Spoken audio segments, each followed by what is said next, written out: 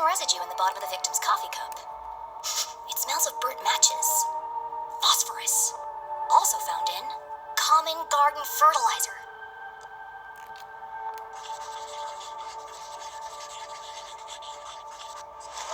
The same green mark is on the victim's lips. Her coffee was spiked with fertilizer. Someone clearly wanted her dead.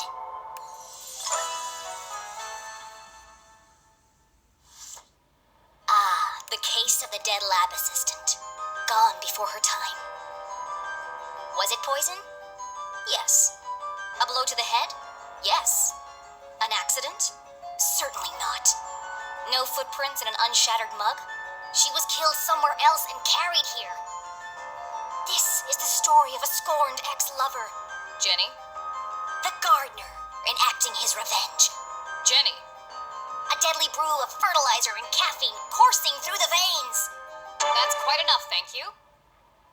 What happens to the gardener? Is this gonna be on the test? Remember, class, even the smartest criminals make mistakes. This is how we catch a killer. But what's the point of all this? Yeah, there hasn't been a murder in Arthurton in years. Every town has a dark side, even Arthurton. By doubting, we are led to question. And by questioning, we arrive at the truth. Okay, that's all for today. Don't forget, next class is our field trip to the morgue. So have a light lunch.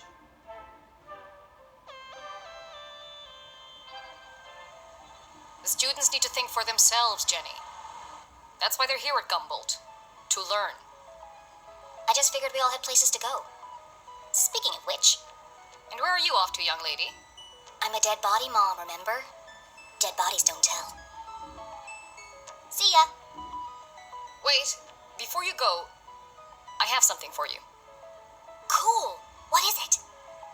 If I told you, that would spoil the fun, wouldn't it?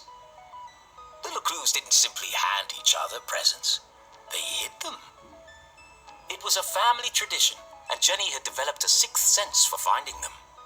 With her trusty magnifying glass at her side, nothing eluded her.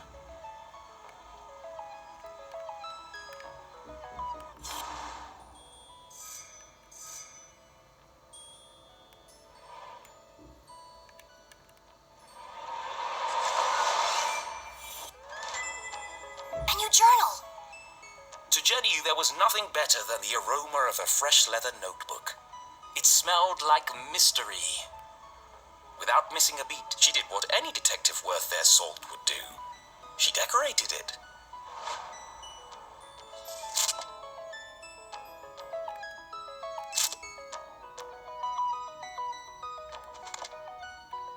A new journal meant new adventures. She imagined all the thrilling cases that would soon fill its pages. And on the first page, her mother had written an inscription. A great detective never gives up. Love, Mom.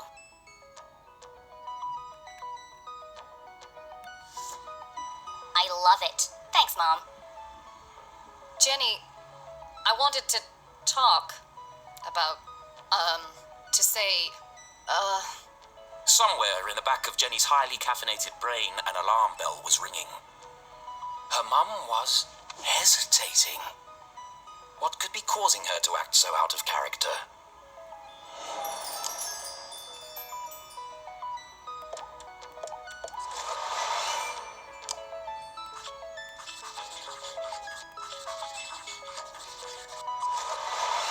crossed arms, furrowed brow. Jenny saw it coming from a mile away. Her mother was about to get Emotional. I've really gotta go. No, Jenny, wait. I need your help. What? Really? Jenny couldn't believe her ears. It was extremely unusual for her mother to ask for help. It must be something very important. Tracing the steps of a deranged killer? A cold case that only someone with Jenny's expertise could solve? I've misplaced the students' essays on decapitation. See if you can find them for me before you leave. I have to run. Wow, the case of the misplaced papers. Are you sure you want to trust me with such a complex task? I have no doubt you'll be able to find them. They're around here somewhere. Jenny was unsure if her mother was unable to detect sarcasm or just really good at ignoring it. point? They're all gonna fail anyway. A great detective learns the most valuable lessons from their biggest failures. I really can't, Mom. I've got somewhere to be. People are depending on me. I have somewhere to be too, and I'm depending on you to find those papers. Have you considered how these menial chores might be affecting my sense of self-worth? Is this really the act of a responsible mother?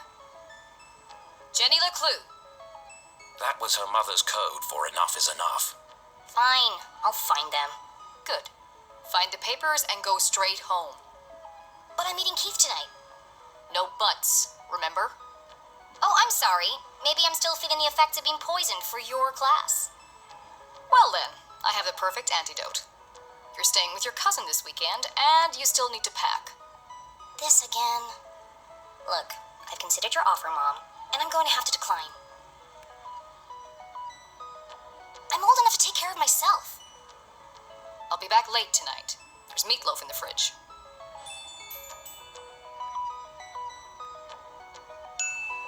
So you don't trust me to take care of myself this weekend, but you do trust me to fix dinner and not burn the house down? Jenny LeClue, it's been a difficult week. Could you please just do what you're told for once and stop asking questions? Fine. And try to stay out of trouble. When do I ever get into trouble?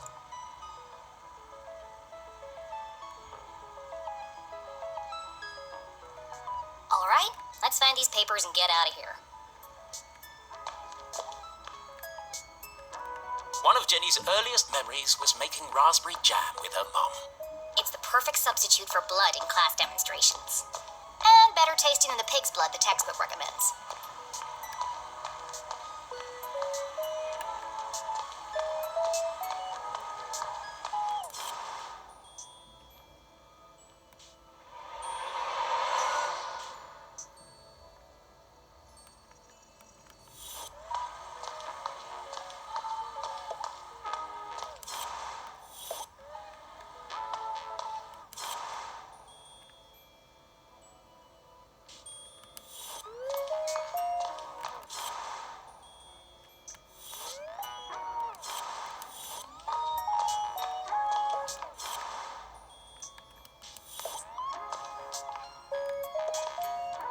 Please do not touch.